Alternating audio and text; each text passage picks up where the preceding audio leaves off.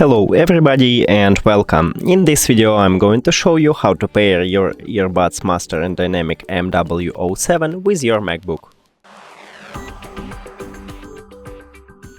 You have to start by click at this Bluetooth icon at the top, or if you haven't it, just go to the control panel and click at the Bluetooth here.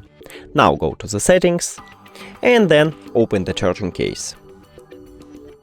Remove your headphones from the charging case. And now it should enter to pairing mode automatically, and we can see it by this LED light. And we can also see it as the device list, but if you don't want to enter pairing mode, just press and hold multifunctional button on your right earbud. So just press and hold until this LED light starts flashing blue. Now click connect.